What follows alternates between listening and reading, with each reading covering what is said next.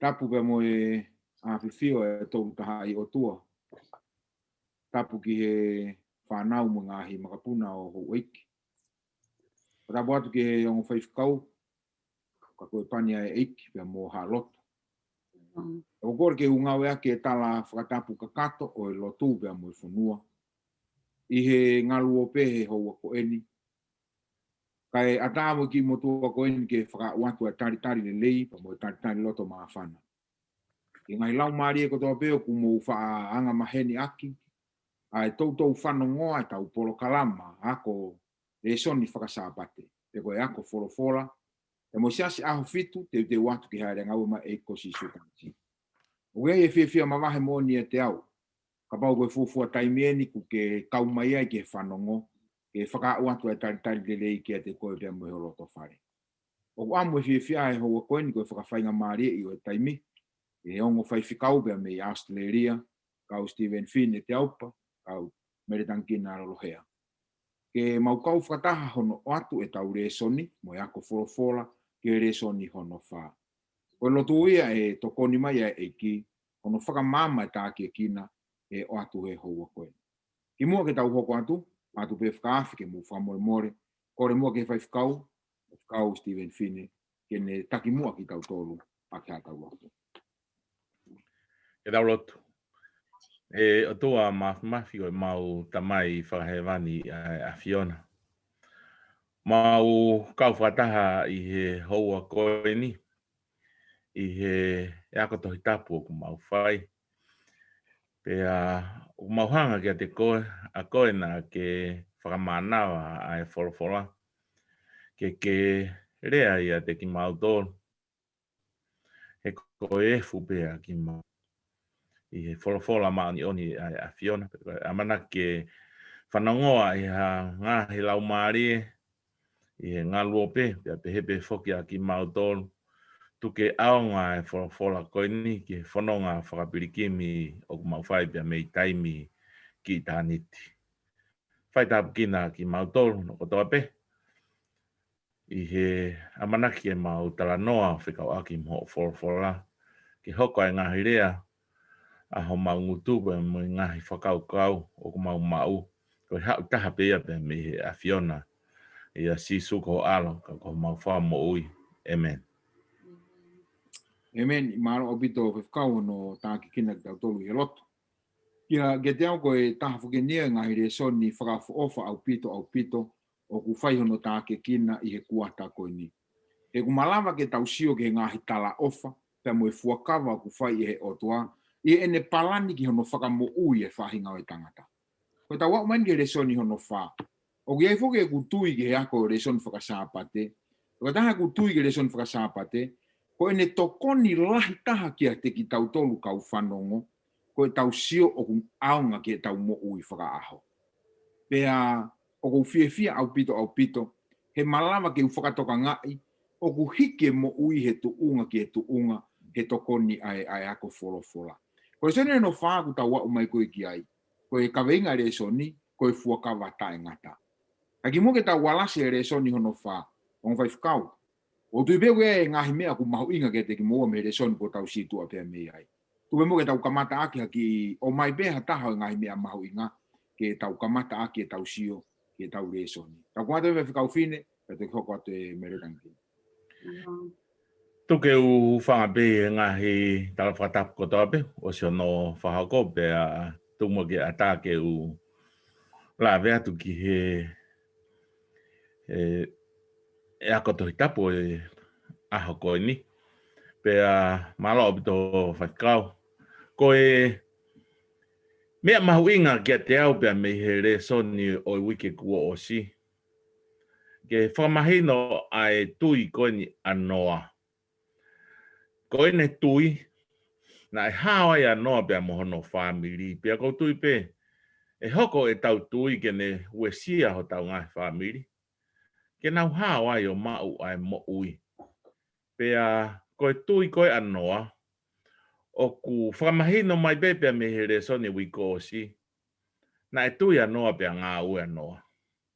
Pe a talango fua noa.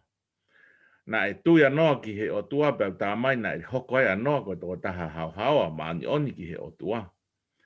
Kana e tango fu anoa ia na e whekau piko ke langa a ke. Na e langa e noa a ke. Whekau pe ke hu ki he a ke pe mono family.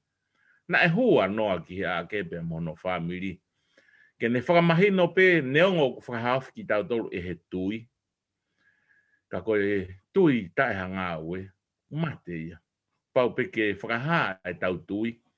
Iho tau urunganga mo e tau ngahi ngā ue. Hange peko noa. Na e tui. Pea talango fua. Pea hu ke he wakahe wholofola tai o tua ke hu. Malo. Malo i whakau. Angina. Sai te golpe ke u whamalmalo atu he talawhatapo tala whaki he aho koini i he akotohi tapu. Whamalo ata ki ka te moa i he whakakawat i he polokalam akotohi tapu o i pongpongo ni. Pea whamalo pe ki he otua i he whainga marie ko kawata i he pongpongo ni. Ko e le soni me he wike ko osi tu e whakaukau i he tohi ko e a CNS wahe ono vese nima. Tohi ka CNS wahe ono vese nima aia o kupehe mai ai ko e ki atki tau tolu e vese nima. Na e awhio i he otua ko lahi ai angahala. Tala mai ki atki tau tolu. Pea ko kovi ma waipe ai whirio i kotoa pe o e ngahi mahalo a honolotong. I he wakai ko ki he desko ni o ki ai foi lea i he lea whapapalangi ko imagination ai au kutala mai ka tautol ko whirio i. Ko tautol whahingai tangata ka pau te tau whai ha mea o kai ke whiunga mo tau whau te tautoi. Whirio i ai e mea ta. Ke te kai olewa pe ko whakakakato kia ki tautolu e tau ngai whemau. Ai a lewa o ko wakai ko ki ai tala mai o ku ngai whirio i. Pea i kai ke ngata ai, ko e tau mu aia, ko e tau whakaamu ia ki he mea ko e tau ai. Pea o tala mai lewa mei he ni, ai fo i lea ko e loto. I fo i lea ko e loto o ku tala mai lewa ai, ko e nofo anga pe ko e platform meni, o e whakakaukau ko toa pe. Whakauhinga, whakamawhai, mo e mea kotoa pe i he e tau whakaukau whakaisino pea mo e whakaata mai o ku i he platform ia koe ni o e loto. Pea he tau wakai ko koe ki ai, tala mai ka tau tolu, whaahinga e tangatana e whau he otua, o ku hoko pe a e nau, a e whaikovia. Pea he tau wakai ko koe ki ai, ko mai ene he o tua i he wahe o no veseni. Taim lahi, o ku ikai ke tau wha wakai ki tau tolu ki he loto o i o tua. Tau pehepe tau tolu ko e hau a tahape ia. Pea taim lahi, o ku ikai ke tau ilo ia e ke tau tolu. Ka ki he tohi koe a CNS wahe o no vese o no o ku o mai koe ka ki tau tolu i he ni. I he wakai koe ai o tua koe ki he anga hala e whahingai tangata. Nane o mai ai fo i mea ai he ua. Wahe o no, vese o no, ai au kupehe mai. Na e whakato mala a Sihova. Ulua ki ia. Tala mai ka tau tolu, whakato mala a Sihova. I he, ta mai ka tau tolu, o ku kehe whakato mala a Sihova. Me he tau whakato mala koe a tau tolu, whahinga o i tangata. Pea i he ene pehe, tala mai lewa ka tau tolu, i he tohi koia, Ulak Samuela, wahe tahanima, vese uahiwa, o pehe a hono whakalea, kia ki tau tolu. I whakato mala koe ai otua. Tana mai nai whakato mala. Pehe i he Ulak Samuela, wahe tahanima, vese uahiwa, o pehe a hono whakalea.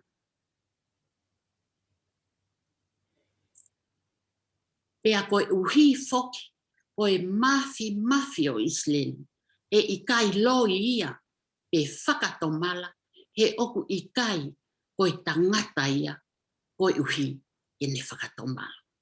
Tala mai ka koe toi. I kai ke ngatai, whakatomala koe nai o tu wā, o ku ne o mai ka tau tolu. Na e kai ke ai, hane loto tau te ai a ana ki he whaianga hala. Ka o tala mai ka tau tolu, o ku ne whaka amwe ia ke li liu ki whahinga o i tangata. Pea i kai ke ngatai, tala mai koe he wahe ono vesu, whaha mai ka tau tolu, na e mamahi. Mamahi e loto e o tua. Pea i kai ke ngatai, i he whahinga i tangata i he nau tono no. Tala mai lewa ka tau tolu, i he whaianga hala koe ai whahinga tangata. Na e mamahi ai o tua mafi. Tai me la, tau pehe pe tau tolu. Oh, sai pe ia, he ukai ke kawai o tua ia. O kai ke, ka tala mai whakatohi tapu ini koe ka tau tolu. O tala mai, o ku pa usia e o tua ene mamahi i he ne wakai he whakoi ki he whaianga hala ai. I kai ke ngata pe whaianga hala, ka oku hoko peia, pea whiri o i peia e whahinga o i tangata. Ai lewa unde tala mai ka tau tolu. Koe uhi ngā i he ene pehe, tau sioi me wahe ono vesi ono, vese fitu. Tala mai lewa, ko paupe e hao e whakamau ia ai o tua, ki he whahinga o i tangata koe uhinga. Ta koe hae whakamau na e ne whai. Whakamau koe na ne pehe ka noa koe. Mei heni te uhanga whakaauha. Ai mea mo ui ko toa pe. Whakatatau ia koe whahinga o i tangata pea pehe pe fok ki he whangamoni manu. Pea he wakai koe ki ai. Tei mene ihi, tā koe. Koe loto e o tua, o kune awhio, pia o ku mamahi i he tau anghala. Ka kohono whakawhita i anga o e awhio mai ai o tua. O ku i kai ke whihia ki he kau anghala, ka o whihia i he Anghala. I he anghala. Ki he kakai ko kai ki whangahala, not to the sinners, but to the sin. Pea he ku wakai koe ki ai, hako me ai e ai le son, tā koe o kune awhio. Pea koe whaianga hala o kune awhio mai. Pea koe fu o tua e o ku mamahi. Pea i kai ke ngatai i he ne wakai mai kai tau. To o ia mehe e son au wikosi. Ma roa pito e ngoi whikau e tāki kina mai mo whakamanatu e le son mahawinga o wikosi. O ne hanga o langa i whakakaukau ki he platform le lei. Maka tuunga me he tuunga ko ia, o ku whaure vai ha kovinanite pe koha fuakawa tai ngata. Ke hiki kia le soni he wikeni. Pe kono o mai koe whakakaukau ko ia, o ku te fito ia me toia se nesi vai tā fitu, pe mo vesi hono fitu o pēna no whakarea. Pe te whakamau e ku fuakawa ki a te koe moho hako. E tupu ia te koe a mui i e nau ngahi toku tangata, koe fuakawa tai ngata. Kai ia te koe o tua, pe ki ho hako ki mui ia te koe. Ai ko whakamahino mai ka te ki tau tolu, hanga mena lawa kia ai lesono wiki kuosi, koe hui koe fuolahi e kovi. O au ke mahalo moe loto. Na finangala o tua ke whakaauha. Pako ni lawa kono whakaauha, maari he nai tari e noa tuine lawa kia whakau. O makatu ungai ai ne hao. Koe hako kia wikeni, mei he tu unga ko ia, whairewa e he o tua ai fuakawa kai kia noa pe. Kaki he tau tangata, mo tau tangata, o au mai kia tau tolu, o ke ngatanga mama. Laua tau ngai tāpua ki. O kai whikau, tau hokau ki he tau resoni koe e wikeni, tau komata me he aho uruaki, aho Sunday, ko au Yahweh, mo e fuakawa, whaka ene ni. Koe fuakawa ko ni koe Abrahamic Covenant. Oku mahu inga au pito. Ta kumata pepe whikau whine, ki vai mai ange ki he huafa, oku ngawe aki e he otua, pia mohono mahu inga i he kuonga koe, oku taranoa koe, ko hape whanau koe A-N-E. Malo pito whikau, ko tui koe mea mahu inga ni he tauhanga whakatoka ngai.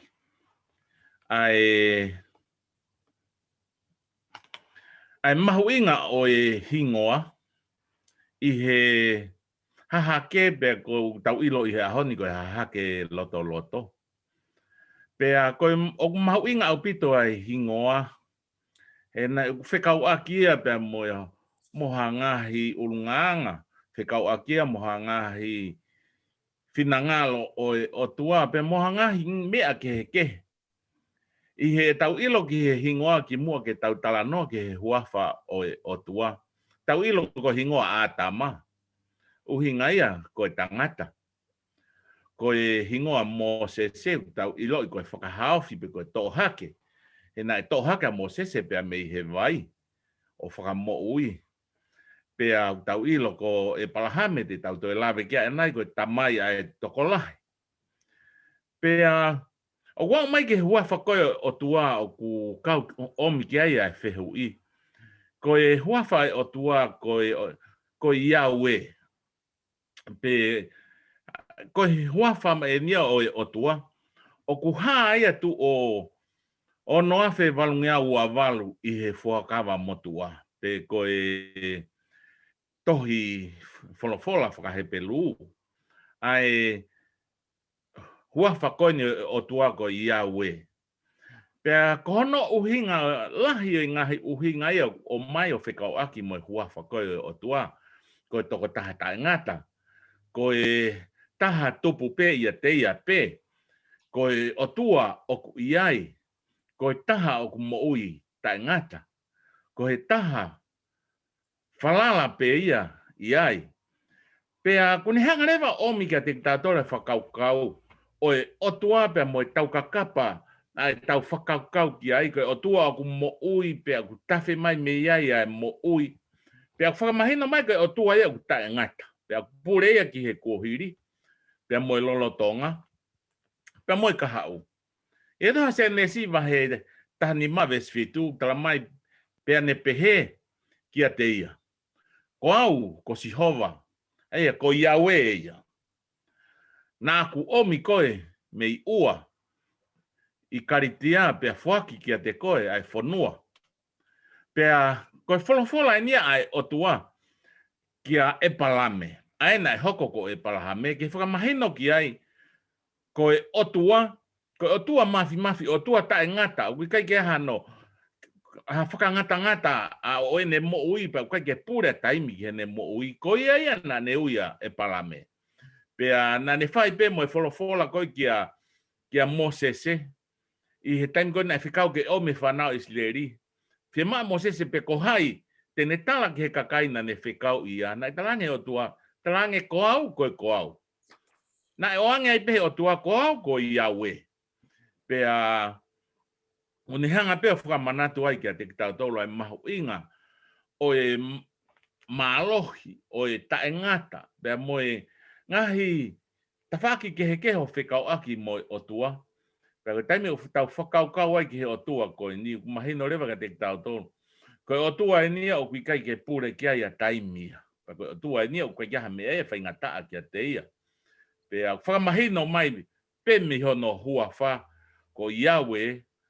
Koe o tua, o ku mafi, koe o tua o taengata, o tupu pe ia te ia pe, o kai kia no kamataanga, ia no ngataanga, o ku tawhi mai mea ia mo ui kia te kitau tolu, pea ko utui pe, mahu inga, ke tau mana tui mau pe ai huafa, o Sihova, o Yahweh, kia te kitau tolu. Malo fai whikau malo au pito e whakakoloa he tā ki kina. Ka tak pe e tangkina. Ka ki wahe mai ange whahi ngā ongo. Pesinolo pe, kia te koe, e taime ku ke whanongo ke huafa Sihova, Yahweh, pia moe hingoa pe koe huafa o si sukalaisi. Malo. Sai wha malo a pito ke he whainga maari pia koe whihu I koe ha e te ongo. I he ongo I koe ni, ki he hingoa koe ni o Yahweh, ai ana e whamatala ki ai whaiwhikau. Tala mai ka ki tau tolu koe ni I he tohi koe ni koe a se nese wahe taha nima mehe vese fitu. Ai a lewa o kune pehe mai ki tau tolu. Pea na e pehe ki a te ia ko au ko Sihova. Ai a koe Sihova koe ni ko Yahweh ia. Hingoa. Pea I he tohi koe a koe a sene se wahe tahani mai wewhitu. Ula ki whakahaa pe e sihova ia kia e palami. Ko au o sihova. Sihova koe ni o kangie koe whakamatala e whaiwhikau ko ia ween.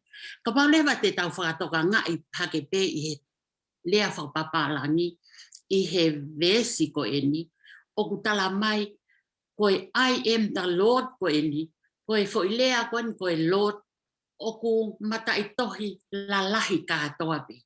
Pai ke pehe ke matai tohi lahi pe ai ka mata. Tala mai koe foilea koe ni o ku matai tohi la lahi katoa. Ai au whaha lewa kia tautolu koe hoi ngoa e ni oi o tua ai nai lau ki ai koe ai whaiwhikau. Tala mai lewa kia tautolu koe tala ia koe a sihova kia e palame. Ko au sihova. Na hakuhanga o mai koe me inua. Pea I kai ke ngata I tala mai lewa tauto. Koe o mai koe ni me ua o tala mai ko o koua koe fuu pure anga lahi. Pea koe fuu pure anga koe ni. Pena iai ho nau tui koe ni ko ua na mu. Ko hingoa e ni koe o tui koe o nau tolu. I kai ke ngata I tala mai lewa hange na I loa aki nau tolu iha ngahi mea mahu inga. Ka mata lewa he kau British ke nau hanga o keri e whonua. I he nau keri koe whonua mauai me he kau tā mape koe o whonua. Ai lahi ai ngahi koloa. Na nau ino whoki ai pea moha fuutaua na ai tuu pe o au ki langi. I he mea koe nena. I kai ke ngatai, nau toi wakai I he kau keri ai ngahi whaitoka koe o kau hou eiki. E nau ofo. I he ngahi mea koe na nau mau. Na nau misi o whakaamu ke nau ilo. Kana I kai ke nau hanga nau tolo o ilo. Na e mau I he taim koe. Pea koe whehu I koe nai o mai o pe. Pea ka pau na e mau I ngahi koloa mo ngahi mea koe ni I ua. Koe ha hono uhinga na e ui ai he o tua a e palame ke alu ia pea mei unga. Kai ke ilo ia e palame. Koe mea pena I ilo e palame koe palo mesi ai o tua ko au sihova ke alu koe. I kai ke ngatai ulo ki mahu inga ke hanga e palame o ilo ai o tua hange koe ngai huafa koe na e o mai koe he whaiwhikau koe ma a tautolu. Ai au kune whakaha ai ka tautolu o mai kia ti tautolu o sihova ia na ane ui koe a e palame. Tatau ai pe ka I he tui koe a e palame na ane aluai. Hoko ai ka ti tautolu hau me he tohi koe a CNS wahe taha aua koe ngahi tu unga eni o I kamata o e kovina nite na e whai he o tua pea mo e palame. CNS wahe taha aua lua ki he tolu ko hono wa CNS wahe taha nima vesi uruagi ki he wataha pea ko hono tolu I he tohi koe a CNS wahe taha fitu uruagi ki he taha wha. O tala mai le vai ai ngā ue whengawe aki ai o tua pea mo e palame I he ngahi kovina ni te koe ni. Tala mai lewa ka tautolu I he tohi koe a CNS Exodus. Exodus I wahe tolu vesi e tahawha. Whehu ia he whanau, tala I he o tua kia Moses e hao me he tuku uta I ho tauhi ai whangamon manu a hao tamai I he whono. Ke alu ki ispite, he kuongo hake ai tangi ai whanau a Israel. Pea te ke hao ke alu o mai aki nau tolu. Na hao koe a Moses koe ia, pea na e pehe lewa e Moses ki he otua, I he vese tahawha. Pea pehe otua kia pea talang e Moses ki he otua. Wakai a ka hoko at ke whanau a Israel. Pea pehe kia tinau tolu. Koe otua o mo ngahi tamai, kone whekau au ki at ki mo tolu. Pea pehe mai ki a te au le vahe whanawa Israel. Ka ko hai a hono huafa. Ko hai a hono huafa. Pea ko hea lewa te utali ki a te nau tolu. Pe hange lewa he otua. Vahe tolu vese tahafa. Pehe he otua ki a Moses. Tala ke whanawa Israel. Po au, koe, po au. Huafa. Na eke whanawa Israeli ke whakamahi noku. Koe popoaki mo oni. Tala isi hon. Tala ke whanawa Israeli. Po au, koe, po au. Maria au pita mi whakakaukau ko ia e ngō whaiwhikau. Kono whaka o mai, ai huafa. He kona ku whakaho ata Maria mai no mai tangkina ko whakakaukau. Ka pau ko he huafa ia. Ta oku ne whanau i mai kia te ki tau tolo hawhahinga tuunga. Oku iai mawhai e. Amen. Oku iai maalohi. Oku whakaofo. Ai e koe whahinga mawhai aku mau he Yahweh. Koe lava koe ke tau sia koe ki he natula koe o hingoa. Koe ne tau pehebe. Seas tu po wono. He seas tu po wono be o ia e malu ia o e pure whakarewerewa ke pure angatonga. Ko huipe ko hono huafa. Ko tau hako ke Yahweh o ku hai katoa ki ai au whakamalu e mawhai ke universi koe ni. Pako o whiwhia lahi he tāke kina o mai e o whai whekau o nuhanga e whekau whine o omie o nau o Yahweh. Te whakahoa mai no whakawhenā pasi e whekau tangkina. Ai mawhai ko ia mono whakamonia, he hoko ko e whanonganga. Mea pangapoko tau taimi, ke ne hanga veteki mai whakaiki o whakakaukau. Ka te tau hoko te tau resoni, e tau alpo wa ke mahino o tunga. Hanga e hako tau hoko ki ai. Te tau hoko e hako ni ke El Shaddai. Ke whakakaukau ko ia. E fine, ki hoko atu ke whakakaukau. Tu son te ano to i iki anga. Hono mai ko e huafa. Ke ki veteki mai ange huafa o Sihova, o kutala noa kea se nesi wahi tāwhitu vesi uruaki. Patau tu hoko te mea. Malo vin. Malo bito whakau. Pea koe huafa mahu inga e nia ai ku haa koe a se nesi wahe taha whitu vesi uloaki. Ai na e taulawe ki ai pehe pea i he hiwango fulu ma hiwa tau e motua o e palahame. Na e haa mai a Sihova ko Yahweh kia e palahame o ne pehe kia te ia ko au koe o tua mafi. Koe El Shaddai. Pea koe ke ewa i hoku au pea ke hau. Koe eo i he rea whakahepe lu koe o tua. Koe Shaddai, koe mafi pe koe iwi pe malohi koe o tua. Pea tau ngau aki i he tau tohi tapu ai o tua mafi. Ai au ku whakamahino ka te tau toko o tua ni o malohi. Neo na tau lawe ki he Yahweh ane nai. Pea ai lawe maa whai whikau tangkina ki hono tohi koe o Yahweh i he tohi tapu whakapapalangi. O ku tohi matai tohi lalahi ko toa pea Lord, L-O-R-D. Ka koe, taimi koe na hiki ai he kau siu ia ai hingoa koe Yahweh. Koe taimi ko toa pea na wa oi ki he Yahweh, he taimi koe na nau hiki ai he motua ai tohi takai pa whimau ke hiki ki ha tohi he taha. Koe taimi koe na wa oi ki he hingoa koe o Yahweh. O ku pau ke fufulu ai penia koe na whai ake tohi. Pea pau ke kau mo toko taha ia koe o kune whai e tohi. Ai ka pau na te hanga hiki e ai wholofola o asi tu o hongo tu o uanoa i Yahweh. Koe te whai kau e hongo fulu he aho koe ia. Ki he mafi o huafa koe o tua. Pea toi tala mai hen ka tik tau tolo ai lave mai ki ai kau perikani ki he El Shaddai. O mai ke whakamahino mai koe o tua koe tau lotu ki ai. Ai iwi mo malohi mo mafi koe kune mau. Tala mai ia Isaia taha tolu vesi ono. Mo tangi lau aki mo tolu. He o kuofia e aho o Sihova e hau ia. O hange koe whakaauha mehe mafi. Koe El Shaddai. Koe mafi ia mo iwi ia mo malohi o tua.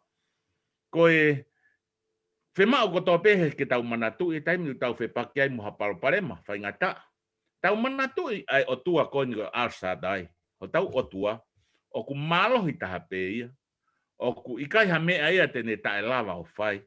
Pea koe o tua ia o ku mafi. Malo. Malo bitu e whikau. Malo la. Koe Ko me ko se here so ni te ni langa I pe me he tunga ke tunga. Hiki he ni e whewhikau tangkina. Na tau nere mai e ngā ua ki pe he o tua a hono Yahweh.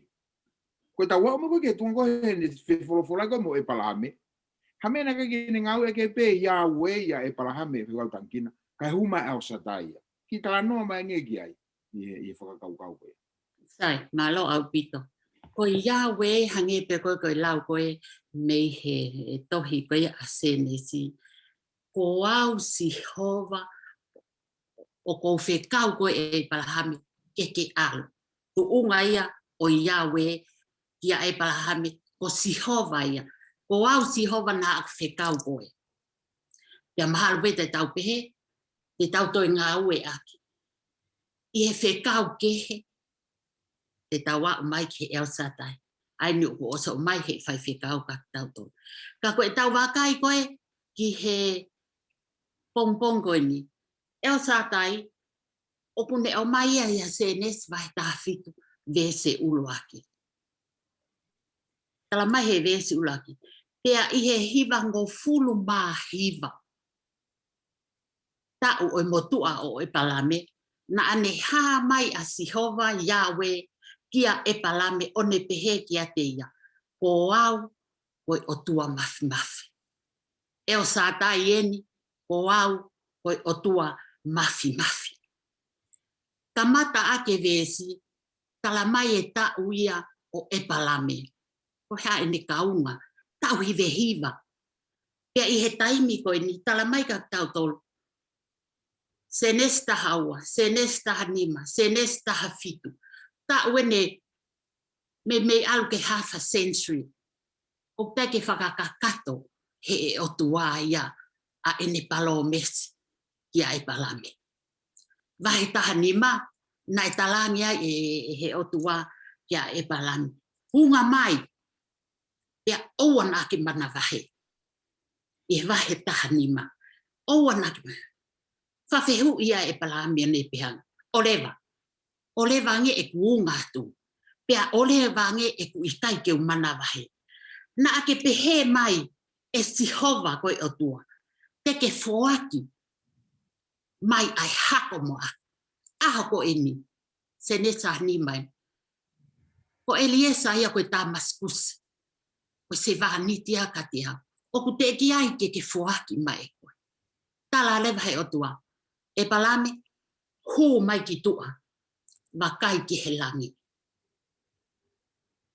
O mai lewa koe ka tau tolu, tala mai koe me half a century e nia. Tala ange lewa he. Toi wahe koe ni, asi ai whewhine, kon ko sela. Koe hoa eno o e palame. Na ta wako koe ma iwi, na i whanongo a tamaia kia iwi. Koe aha koe ni, toi whanongo a e palame ia kia sela. Talange lewa e sela. Kai ke aha foha ia o foa. Ko ke tau hive hiva, mahalo ko sela he taimi koe nina e tau hiva ngofulu maa ua, pe talange lewa e sela. O mai e ku se vaniti a heka a, ke mo mari mo ua. Hanga e sela mo e palame. Take things into their own hands. Hono uhinga ia ko kuhu mai a El Shaddai I heni. Ko uhinga tala he o tua. Ko eku palo mesi I he eku taimi pe a aku. Ka kua paupe ke u whaita tonu ka te whakahoko ia. Ko El Shaddai eni ka e palame ko nemia. O tua mafi. Ko El Shaddai I he taimi pe a whakaamu kia te koe e palame pe amosela. Mo tui whalala ha taimi pe. O mai ka tau tolu. He oku mo onia Sihova. I ha taimi pe ka ko paupe ke ne whakahoko ia e en palongis. O ta tau kai pe. Regardless pe koe hae tau o kou iai. Koe hae mea kou ma. Ka koe ne palomisi. E El Shaddai he ako ia. Te ne whakahoko ia. Amen. Mari. Malo pito e. Malo. Ai, wah. He kune hanga hulu I mai whakakau koe ni. Mei ka pau nai whehu ia e palahame ai Yahweh. Koe ni hive hiva tau e tangina. Hama o tua he au sadai. Tange o tua e balame. Koe ku palo Mexico he Yahweh o tua e whakamo ui. Koe ni. Te u whakaho ata i hoku mafi. O tua mafi. E hoko ia o whakatatau. Whakatai geiki. From Abraham to Abraham. Mea e palame kia e palahame. Ka whikau whine. Ka noa mai ange ke he mahu inga hingoa i he kuonga ko ia. Kuonga koe o he hahake motua. Sai, malo bito whakau. Oku, na kulawe ne nai ki he konga i ngahi hingoa, pia mo mahu inga o hingoa. Pia, i he toia se ne siwa he tolua ve siwa walu, pehe e ia e ikaito e ui ho hingoa ko se kope. Ka ko isleri. He oku hange koha eiki a ho whai malohi ki he otua, mo e tangata, pia kua ke lawai. Ko ririu e nia o hingoa mo e mahu inga o hingoa ko o se kope. Taimina ne whetaurua ki ai pia mo e eiki. He wholofola ko e angelo na whewhauhi pia mo se kope pia. Ne malohi au pito.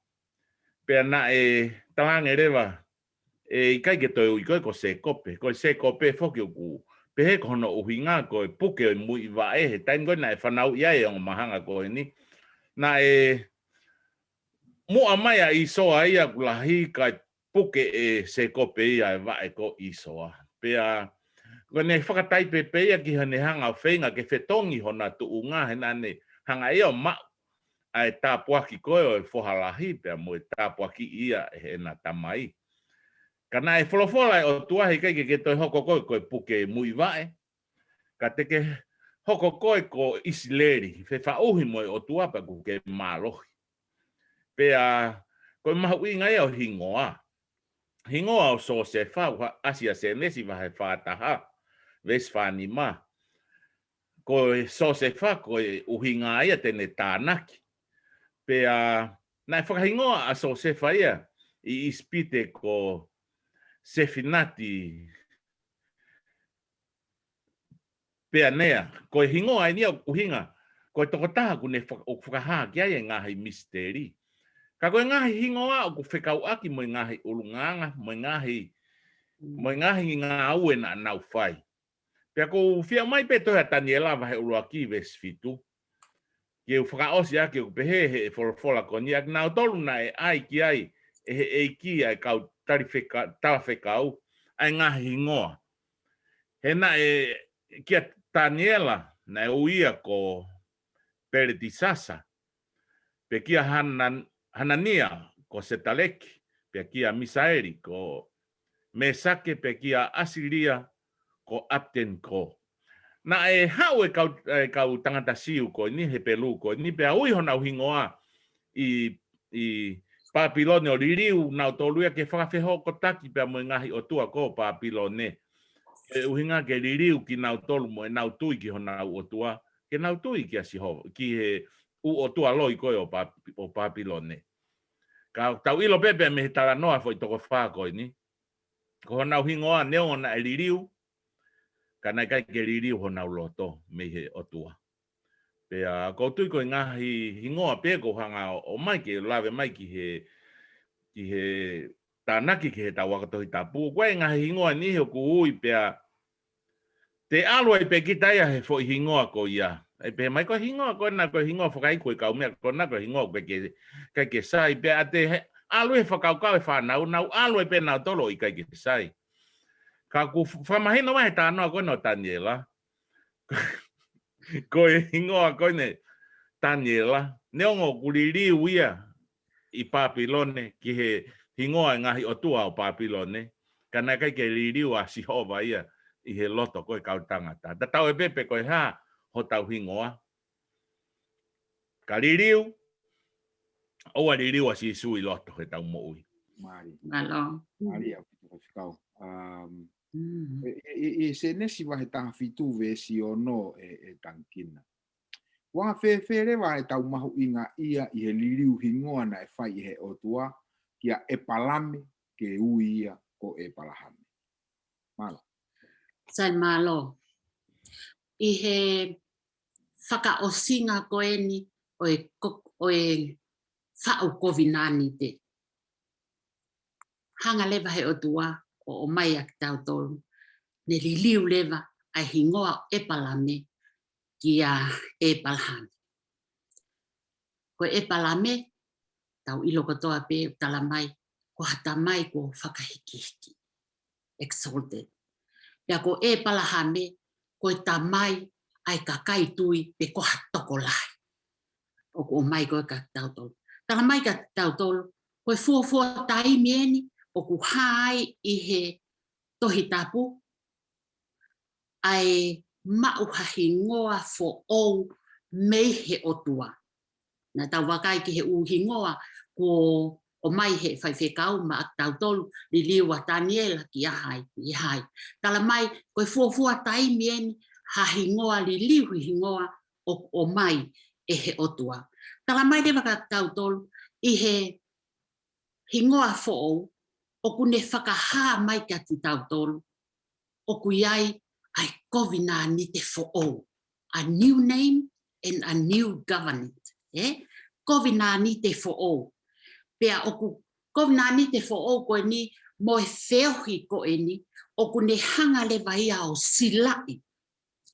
Koe ne silai koe ia, aki ai palo mesi whaka o tua, pea o ku whakapapau ia.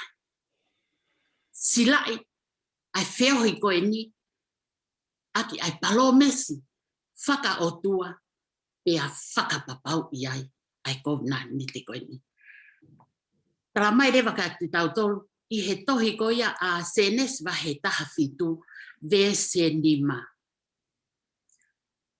E i kai to e ui ho hingoa ko e palami, ka ko e palahami ho hingoa. He kuou ngā ohi koe, koe ta mai i he ngahi ure angalahi.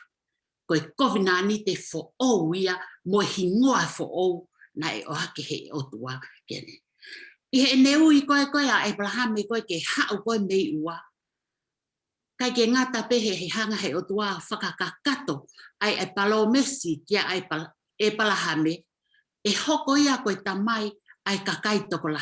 Pea i kai ke ngata ai o kune hanga o mai a e palahame o ne tuku ia i ha fei tuu fo ou pea moe kakai fo ou. Pehe e tau sia koe ki ai hanga lewa he otua o whakahoko lewa ai ha hala whakakawa-kawa whakafonua. I he o mai kona a e palahami. Ngahi kololalahi i he taimi ko ia. Hange koe tau sio koe ki Kenani. Ko Kenani whakasio kalafi, whakanatula. Ko Kenani koe filia ki he kakai no foanga o i kakai ai otua.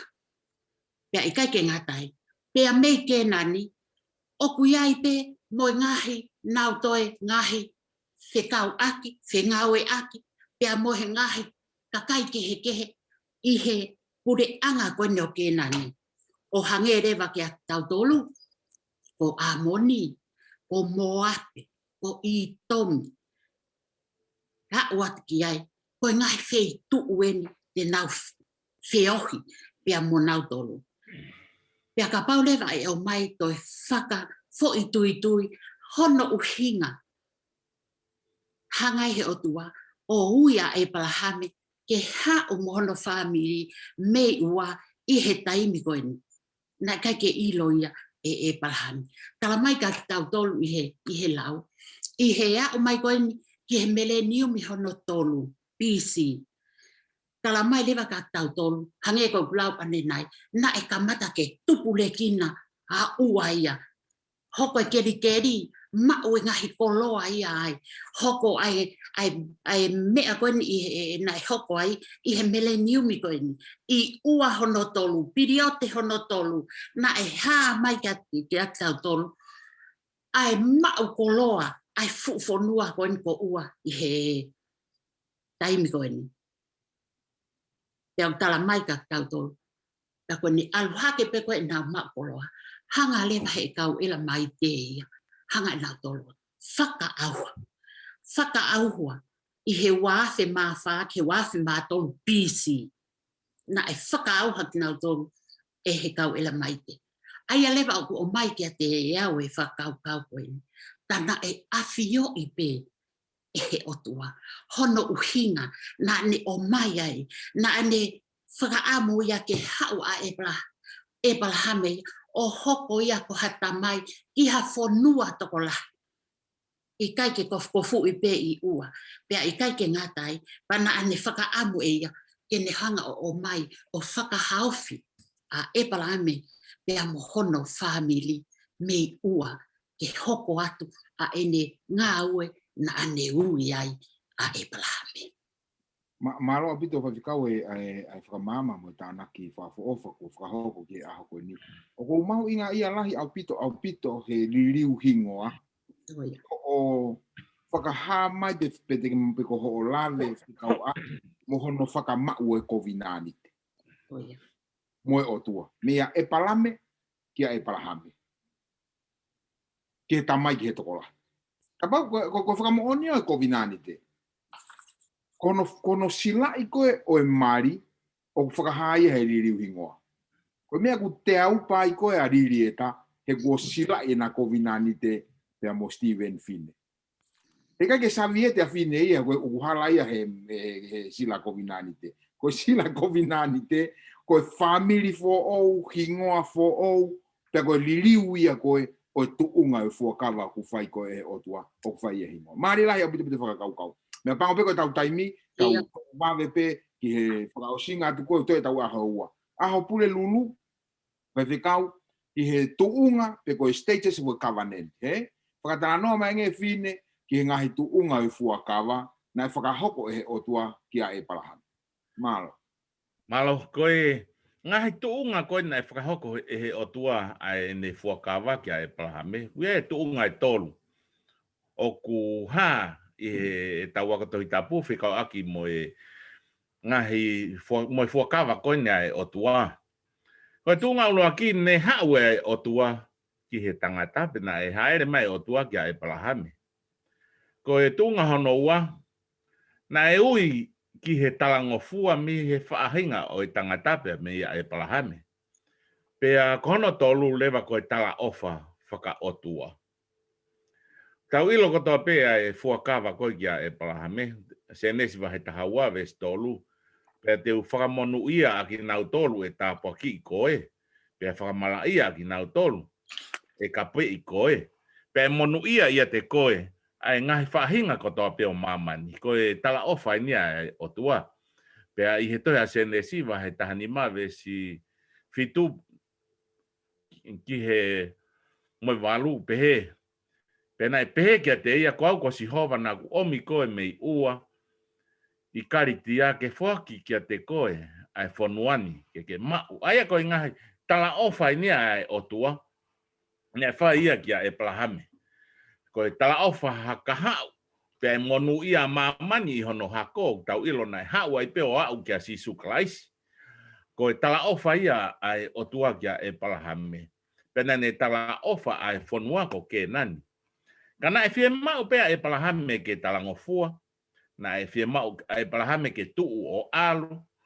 Pea utau ilo pea me he talanoana e whakahoko e o tua ke e palahame ke whakahoko. Ai whailau na ne whakahoko ke te ia ke whakahoko. Pea whakamahino rewa e o tua e ne tala ofa. Kia e palahame paupe ke hoko hono hako o naia ki he whonua. Aia na ne hanga tala ofa. Pea koe whonua ia. Whonua ia e ngahi rerei kotoa pe. Pea koe tala ofa ia o tua o mai he ngahi tuunga. Haere mai o tua o mai tala ofa.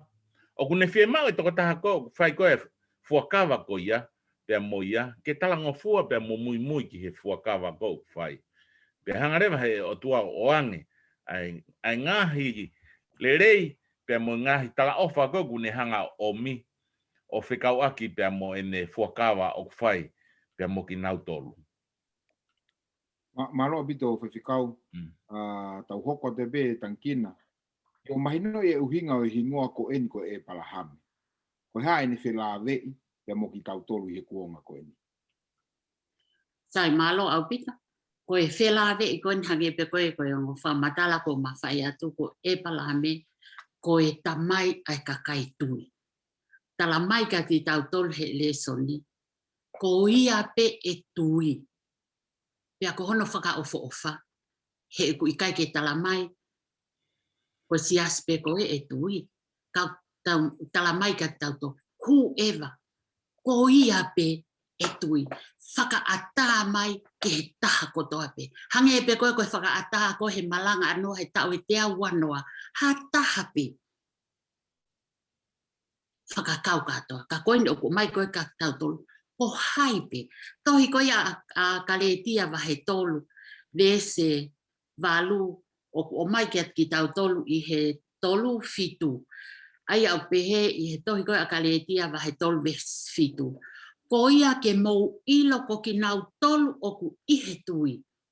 Koe whanau a ki nau tolu a e palahame. Ko ki nau tolu pe i he tui. O ku tau whakakakato i ki tau tolu, he koe whanau atu. Koe palomes pe mo e kovi nā nite koe ai otua na ane whai kia e palame. Koe uhi ngā ki ha, ki māmani kotoa pe, whakakau atu wai, pia mo e kau sentai le i he palomes koe. Ai a koe tau wakai koko ki ai, e lava pe, o mau mau i. Ai koe nā nite ia koe. Tala mai ka tau tolu, e lava pe ia mau mau. Mau mau ia i he whaunga iha, o e tau talangata. I he kovinani te koe. Koe talangofua o mai he whaiwhekau ka tau tolu.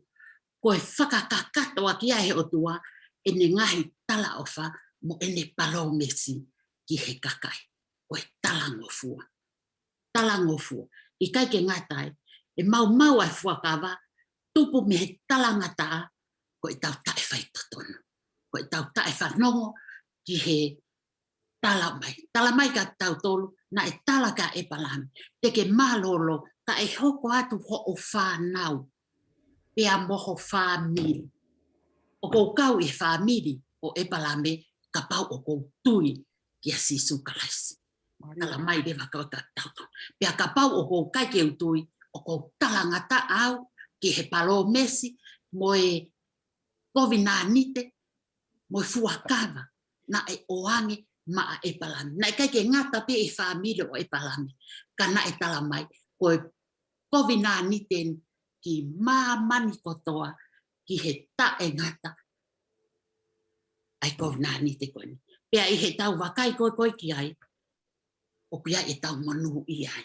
Pea o tau hanga le waha, hange e koe tohi koe a whakawa he taha, whawese, ono ke fitu, a ngelo e toko tolu.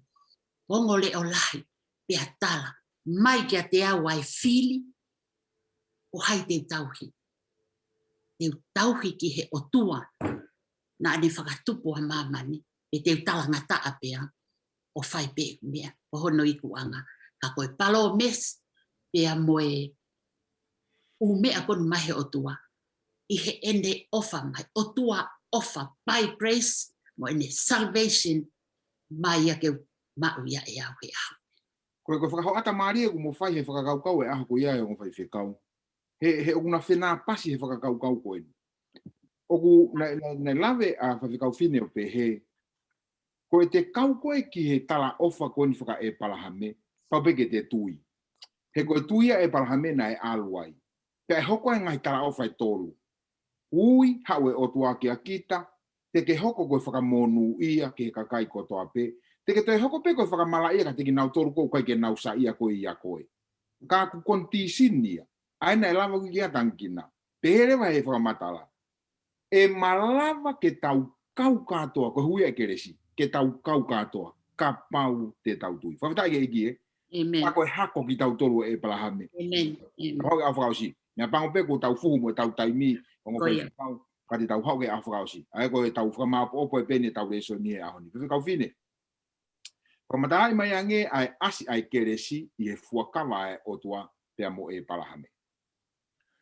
Aloha pito whakau. Ko e whakawa kona e o tua e hai he teha sene siwa he taha walu ve stahi wa. He kua ilo ia tene Whekau e ne whanau mohono kau no whaanga ko toa pe. Tuk whakaholo pia te nau alu i he hala o si hova pia whai. Ai anga tonu mo e whakamau. Koe uhi ke whakahoko e si hova kia e palahame. Aia ko toa pe ko ne rea aki kia te ia. Whahama hen ia te tau tolu koe o tuana ne whai a e fuakawa. Pea koe o tua kune hanga whakahoko e fuakawa. Nei e whatongia na e whia mau ki nau tolu e ke nau talango fua. Pea nau whai ki ngahi tutuunia e o tua. Ka whakahama e alo o whakoinia e o tua pea mo e ne keresi kia te nau tolu e ne whakahoko. A ene tawhaakia ana o e fuakawa koini pea mo e palahame. Tau ilo, i he fuakawa koi mo e palahame na e whakamatala e o tua ia kia. Hange koia na e lawe kia whai. Kau tankina e malolo ia pea hau no tau tangata pea talaange te nawo ngau e popula. I he tau e whangeau, aina nau ispite ai pea toki oange. Ai hoko atu e tala ofa koini. Pea na e alu e whakaataki nau tolu i he keresi pea e otua. Neongo na e omia ne fuakawa. Na e whie mau ke nau talango fua ki ai. Ka koe keresi e otua na ne tauhi a e ne fuakawa mo e palahame. I he tau tangata kotoa pe. Pea au mai kia te tau tolu, tau kei lawe monu pe i he tala ofa koe kia e palahame. Na e kau e monu ia mamani ho hako. Tau ilo ko sisu klaisiu tau monu i ai. I he keresi pia mo e alo ofa e otua. Na e whai a e ne fuakawa pia mo e palahame. Kau whamanatu pe i he teha se misiva he uawe staha fitu. I he tau tui koe ki he mo e tau whakawheangai ki he otua i he fuakawa kune whai. O talamai pehe foki ai tui ka pau ku i kai aha ngā ue. O ku mate ia. Pea ku tuu taha pe ia. Koe keresi ai o tua pea mo ne alo o whau tau ilo pea me he tohia sione wahe tolu ves taha o no na e ofa pea o tua ki mamani. Ofa ke taha kotoa pe. Na e whaki hono alo. Ka koe ne keresi ia ki he taha kotoa pe. Ka koia pe koe e tui. Koia pe e mo ui. Marila. E mau ia ke tau mau ai tui koe. Marila. Malo e mau keresi. Ka ne tae o ngai keresi. Kai ke tau kauta tolu he lau. Ka koe ne keresi. Whakaho ata akia e tau tui. Koe tau talangofua. E whakautan kina. Anga whewhe rewa e tau mahinoi. Ai talangofua pia mo e keresi. E taimi ku tau talanoa ke fuakawa. Ai otua pia mo e palahame. Pea hile son te tau wako pe mea. Sai whamalo au pito. Talamai ka ki tau tolu. Koe hako e palahame at nau tolu e tui. Talamai rewa ka ki tau tolu. Kua pau ke tau tauhi ia e ki tau tolu. He koe konga ia koe COVID-19. Talamai rewa ka ki tau tolu. Pea i he tau whie mau koe ke hu mai ai o tua, ke o mai kia e palahame, ai mea koe na ane palo mesi ki ai, kua pau ke tau talangofua. Ko tau tolu, o kuia e ngahi palo mesi, o kuia e ngahi contract, o kuia e ngahi COVID-19, o ku tau hanga e tau tolu trust. Paku pau ke ilo e he toko taha koe, pea mo e toko taha koe, o kuna ai ke whai ai COVID-19. Ke na whakamooni o kuna whi ilo ngaki. O kua ilo e toko taha koe, pea kune ilo au. Pea moe ha o e mahu inga, o e whakalea, o e kogu ngā nite, o ku matohi, ke matauhi ki ai. I kai ke ngā tai, tala mai he tohi koe a CNS, wahe taha walu, vese taha hiwa. Koe lea ai o tua. He o kuau i loi, tene whekau, e ne whanau. O kuau i loi. Whai rea koe ni o ku whakaha mai ma CNS. I he taimi koe, o ku i loi ai, e a tama a iwi. O ku whakawhotunga mai ia, i he mau hafoa. E ko haofiwi. Koe ne i loi, o kou i loi. A whioi i he o tua. a Abraham. Tala mai lewa, koe tui koe a Abraham e. Oku o mai ia i he talango fua ka kato ki he otua. I he ngahi tu uni, pia i kai ke ngatai. Tau sio lewa, ki he ene loto talango fua, loto fieto, i kai ke toi mahu i ngangi ha mea e taha i mamani ki ate ia aki ene fuaki. Hono foha ko aisake i he whei laula. Tala mai ka tau tolu, koe whakaha ia ai tauhi oi palo mesi, oi kovina ni te koini. Tala mai rewa ka tau tolu, ko e palahame, o kutotoni e hoko ia koe mō tolo. Hange koe tau ai koe ane nai, koe ne tala mai pe ha mea o whikau aki ha mō tolo. Michael Jackson, o sio ke whangita mai ki, nau os ekte e nau tolo, aki urunga anga koe o Michael Jackson. Ke tau i lo koe. Tala mai lewa ka tau tolo, e hoko a e palahame ia koe mō tolo, pea o mai lewa ia ke whakatonuhia ai i he tui. Se nes wahe taha nima vesi ono, e tātou wakai pe ki a loma me. Pea kune hanga lewa o whakamahino, whakamatala ki a tau tolu, ai whakatonuhia ai tui, o kune alu mau pe, pea moe talango fua. Alu mau pe moe talango fua, ki he fono ai otua. He kai ke na mawahe paha. Ni nawai. Malo. Malo apito e on koe whikau ai o tala noa le leo e le soni o e ahoni o e witingi. Ka pau e aha ki i whakakaukau te u whamapo opa ke tau ako le soni e whakotu upe hemi. Koe kovina ni te pe koe fuakawa hono omi me he tau tangata ke he tau tangata. E hoko peia o aunga ki ho tau tangata ka pau te ke kāri. Koe kovina te o tua, koe ne fuakawa o si ia ia. Koe toko taha whau kovina te ia. Koe toko taha omi i fuakawa ia. Kia koe moau he tau tangata o e ahoni. Maria ia he whakahoko mai koe re soni. Koe ta konga koe a taua ke tari ake kovina te. Ai ko si ia e keresi ia. He ku hau whakataha kovina te mo ene keresi. Amen. Ai o to tonu ka tau tolu katoa hau make tau tangata koe ni. Hange koe ku whakahoko e palahame. Ke tau tari akia a e tau tui. Pea koe mea fua ia ke ne hanga whakaho ata ki tau tolu. E arewa i he e tau tui a e tau talango fua. Pea koe taimi ia o ku whakaho ata atuai hono ui ki tau tolu e o tua ke tau hoko koe monu ia, koe tāpuaki, koe whakakoloa, ke he taha kotoa pe o ku tau teu. Pamarola hea ki motolu whanongoa e resoni ko ako i he ahoni. Lotu e hanga ki whai tāpukina ki motolu malo o whai whikau. Ono takina whikau tankina whamonumua mua whai bea tau lotu ke whaosa ke tau wako resoni. Tau lotu.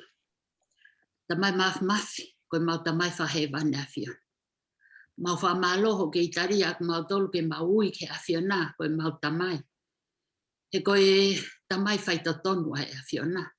Koe tamai ofa. Tamai o ku ke hanga whakahaa ke aki mau tolu i he taimi ko tā pe ki mua. Ke mau whiri.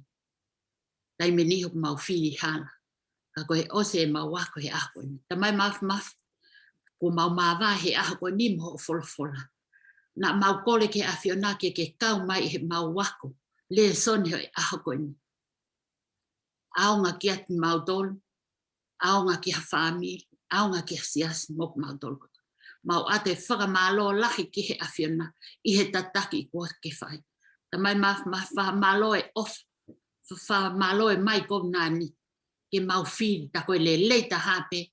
E mau tui pe mau talanga fua ki he awhiona. Ko ia pe te mau mauai. Ai i tāniti. Tamai mafi e pongpongo ni o kou tuku hake o whaiwhikau. Whaiwhikau perikani e sao pe pehe ke whaiwhikau. Whine te aupa. I he mau wako. Mau kore ke he ngahi. Whatongia o kuhiriwhaki ki hona au ma. I he ngai wheitu ke heke. Tuku pe mua ia ke whakamaa. Ake. Ai haele mai. A Sihova. Yahweh. Sihova. El Shaddai. Ke to'o ia. Oua na mauto e. Hanga whakawhehu ia. Ai awhio na i ha mea. He oku ke iai i he pompo. I he ane awhi. Oku ke iai he ahoni. Oku ke iai i he kahau. mau whakamalo ki ha o tuape. Ta taki at mautol, tau whanonga mo e awhiona he whakaosinga e ahkoe ni. Mo a pepe ake mui at mautol. Ka wea mau ngahi tōno no o kai ke ata lelei a ho a whio mai ka at mautol. Ta mai mafi to o pia ta aki. Kai lava ki mau hanga atu ki he awhiona. He koe awhiona pe o kuia e monu ia anga. Koe awhiona pe o kuia e lelei ko toape. Mo mua pa ke mui tak whanonga e awhiona. Mau kore haka ngahi mea ni was price ka koho mau whamu. Amen. Amen. Ko malola hea ki motol ko toa ko wa mai ni fa mui he tau programa ko reso ni. Lo tu e ki hanga e kia fai tāpu ki na ki motol fa malo ki on fa kau me Australia e kau mai ki no tā ki kina reso ni a ko ni. Pa fea ki mo mea mai tam tau pe he wiki ka u ke hoko atu ho tau ako ke tau reso ni ni ma ka mo mea malo bito. Malo abito.